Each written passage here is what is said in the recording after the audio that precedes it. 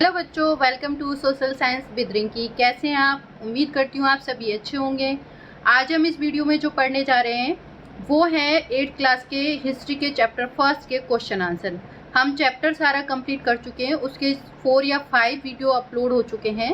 जिन्होंने वो वीडियो नहीं देखे हैं वो वीडियो देख लें, उसके बाद ये क्वेश्चन आंसर वाला वीडियो देखें, जिससे कि आपको खुद को सॉल्यूशन करने में आसानी रहे। जिन्होंने चैनल को सब्सक्राइब नहीं किया वो चैनल सब्सक्राइब कर लें, बेल आइकन ज़रूर दबा लें, जिससे कि मेरी नेक्स्ट वीडियो जब भी अपलोड होगी तो आप तक नोटिफिकेशन पहुंच जाए। आइए अब देखते हैं क्वेश्चन आंसर। चैप्टर का नाम है कैसे, कब और कहाँ, ये हम कंप्लीट कर चुके हैं। पहला क्वेश्चन है राइट और रॉन्ग वाले होंगे। जो शुरुआत में जो क्वेश्चन होंगे, हमने देखा था कि जो जेम्स मिल थे उन्होंने भारतीय इतिहास को हिंदू, मुस्लिम, ईसाई 3 कालखंडों में बांटा था। ये बिल्कुल सही है। उन्होंने जो हमारा जो भारतीय इतिहास है उसका जो आवधिक वितरण किया था, या हम कहें अवधि के आधार पर जो वितरण किया था, वो हमारा धर्म के आधार पर किया था। उन्होंने हिंदू, मुस्लिम, ईसाई। और अगला जो है सरकारी दस्तावेजों से हमें ये समझने में मदद मिलती है कि आम लोग क्या सोचते थे। ऐसा नहीं था, सरकारी रिकॉर्डों से हमें आम लोगों के बारे में तो पता ही नहीं चलता था। हमें तो सिर्फ उनसे ये पता चलता था कि उन्होंने क्या नीतियां लागू करी, क्या क्या पॉलिसी आई, ये सारी चीज़ें हमें पता चलती थी, क्योंकि उन्होंने वही चीज़ लिखवाई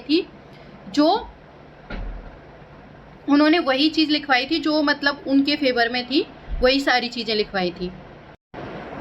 हाँ जी, अगला नेक्स्ट है, अंग्रेजों को लगता था कि सही तरह शासन चलाने के लिए सर्वेक्षण महत्वपूर्ण है। हाँ, उनको लगता था, इसीलिए उन्होंने क्या किया था, सर्वेक्षण करवाए थे।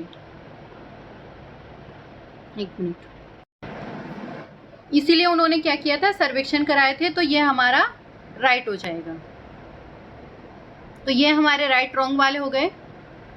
अब कुछ थॉट करने वाले, विचार करने वाले हैं क्वेश्चन आंसर। जेम्स मिल ने भारतीय इतिहास को जिस तरह से कालखंडों में बांटा, उसमें क्या समस्याएं हैं? बिल्कुल हाँ, उनमें प्रॉब्लम थी कि हम धर्म के बेस पे तो नहीं बांट सकते, क्योंकि ऐसा तो नहीं था कि जब हिंदू धर्म का चल रहा था तो क्या वहाँ पे मोमडन्स नहीं थे? क्या जब मुस्लिम युग चल रहा था, जब उनका शासन था, तो क्या हिंदू नहीं थे?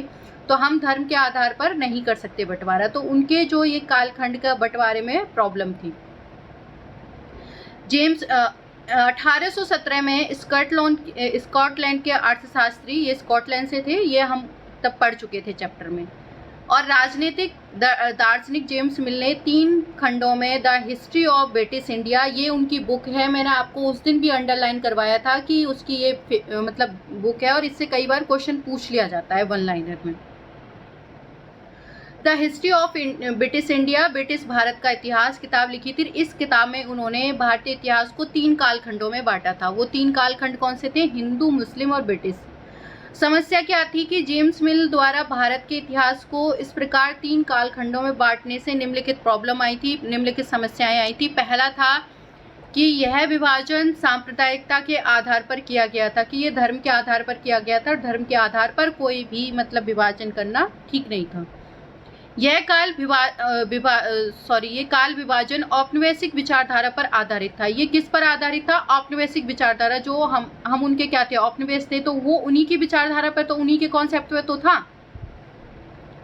तीसरा है, इस काल विभाजन का उद्देश्य भारतीयों को अलग अलग पहचान देकर क्या था? फूट डालना था। मतलब उन्होंने ये इसलिए किया था काल विभाजन, जिससे कि लोगों में आपस में फूट डल जाए, हिंदू मोमडन्स में अलग से फूट डल जाए, ईसाइयों में, मतलब इस तरह से क्या था कि उनमें फूट डल जाए, इसीलिए ये कालखंड किया गया था, मतलब इस तरह से बंटवारा किया गया। तीसरा क्वेश्चन है, अंग्रेजों ने सरकारी दस्तावेजों को किस तरह से सुरक्षित रखा, मतलब उन्होंने कैसे सेफ रखा था? तो आपने देखा उन्होंने रिकॉर्ड रूम बनाए थे, रिकॉर्ड रखे थे, जैसे अलग अलग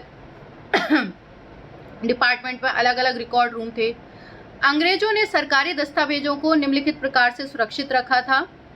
पहला है कि सही शासकीय संस्थाओं में अभिलेख कक्ष बनाए। सेकंड है कि तहसीलदार के दफ्तर, कलेक्ट्रेट, कमिश्नर के दफ्तर, प्रांतीय सचिवालय, कचहरी के लिए, इन सभी के लिए उन्होंने अपने अपने रिकॉर्ड रूम बनवाए थे। रिकॉर्ड रूम मतलब एक जहाँ पर सुरक्षित रखी जाए चीज़ों को, वो एक ऐसा रूम बनवाया था।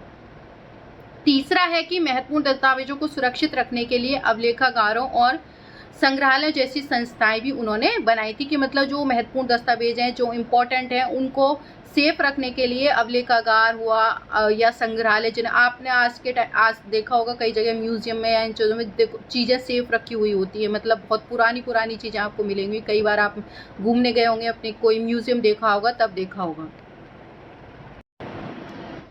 तो ये हमारा थर्ड क्वेश्चन हो गया। फोर्थ क्वेश्चन है कि जो इतिहासकार पुराने अखबारों से जानकारी जुटाते हैं वह पुलिस की रिपोर्ट में उपलब्ध जानकारी से किस तरह अलग होती है, कि जो इतिहासकारों ने जो न्यूज़पेपर और जो पुरानी जो पुलिस रिपोर्ट और उससे न्यूज़ उठाई थी या जानकारी उठाई थी वो किस तरह से डिफरेंट थी या अलग थी।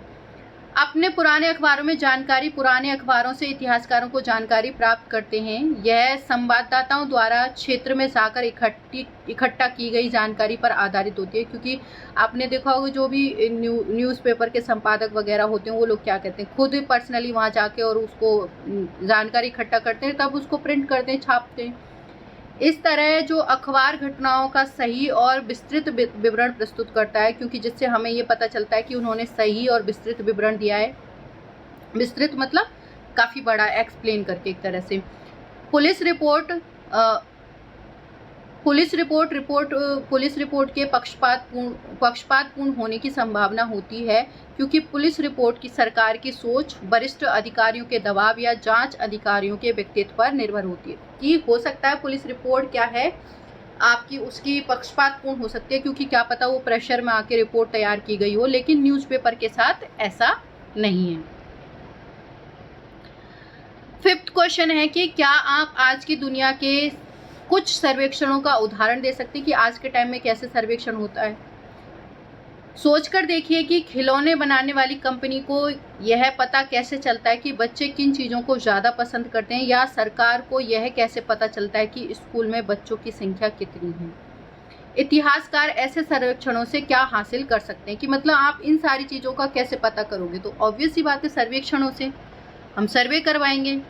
सर्वेक्षणों के उदाहरण, सर्वेक्षणों के कुछ निम्नलिखित उदाहरण हैं। जनगणना हो गई, हम जनगणना करवा सकते हैं जिससे पता चल सकता है कि पॉपुलेशन कितनी है, कैसे है, किस कम्युनिटी की है, एजुकेशन कितनी है, कितनी कहाँ पर किस स्टेट में कितनी पॉपुलेशन है, कितने एजुकेट हैं, इस तरह से।